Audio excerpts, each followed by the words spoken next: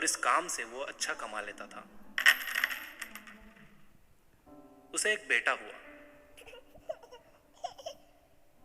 उस बच्चे ने बचपन से ही मूर्तियां बनानी शुरू कर दी।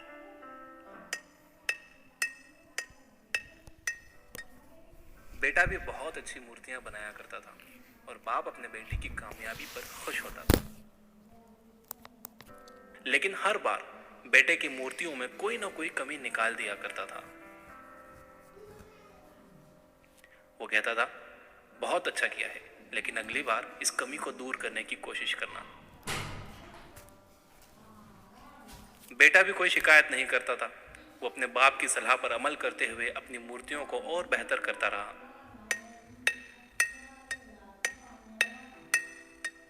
इस लगातार सुधार की वजह से बेटे की मूर्तियां बाप से भी अच्छी बनने लगी। और ऐसा टाइम भी आ गया कि लोग बेटे की मूर्तियों को बहुत पैसा देकर खरीदने लगे।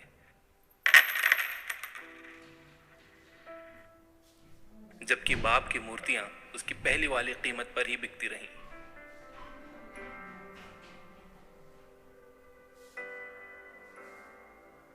बाप अब भी बेटे की मूर्तियों में कमियां निकाल ही देता था, लेकिन बेटे को अब यह अच्छा नहीं लगता था और वो बिना मन के उन कमियों का एक्सेप्ट करता था, लेकिन फिर भी अपनी मूर्तियों में सुधार कर ही देता था। एक टाइम ऐसा भी आया कि जब बेटे के सब्र ने जवाब दे दिया। बाप जब कमियां निकाल रहा था तो बेटा बोला, आप तो ऐसे कहते हैं कि आप जैसे बहुत बड़े मूर्तिकार हैं। अगर आपको इतनी ही समझ होती तो आपकी मूर्तियां कम कीमत में नहीं बिकती। मुझे नहीं लगता कि आपकी सलाह लेने की मुझे जरूरत है। मेरी मूर्तियां परफेक्ट हैं। बाप ने बेटे की यह बात सुनी तो उसने बेटे को सलाह देना और उसकी मूर्तियों में कमियां निकालना बंद कर दिया। कुछ महीने तो वो लड़का खुश रहा, लेकिन फिर उसने नोटिस किया कि लोग अब उसकी मूर्तियों की उतनी तारीफ नहीं करते जितनी पहले किया करते थे,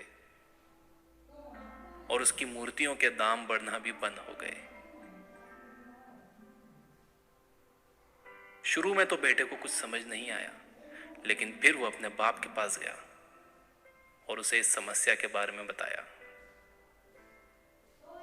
बाप ने बेटे को बहुत शांति से सुना, जैसे कि उसे पहले से पता था कि एक दिन ऐसा भी आएगा।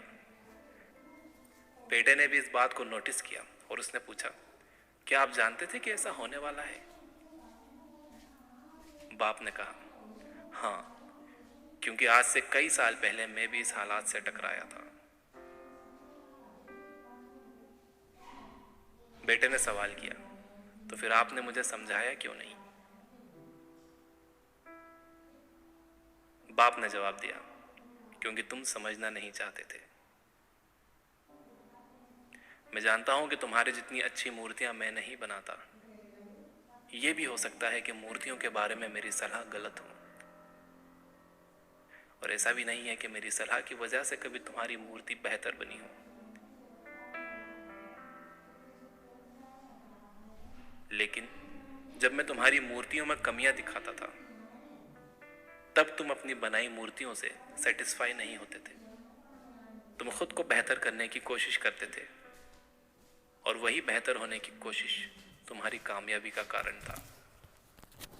लेकिन जिस दिन तुम अपने काम से सेटिस्फाई हो गए और तुमने ये भी मान लिया कि अब इसमें और बेहतर होने की गुंजाइश ही नहीं है, तुम्हारी ग्रोथ भी रुक गई।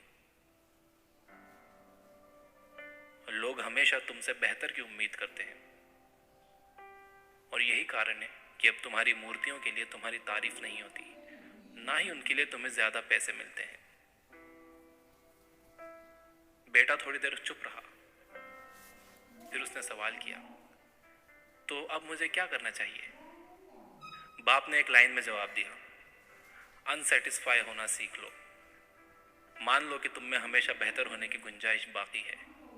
यही एक बात तुम्हें हमेशा आगे बेहतर होने के लिए इंस्पायर करते रहेगी, तुम्हें हमेशा बेहतर बनाते रहेगी।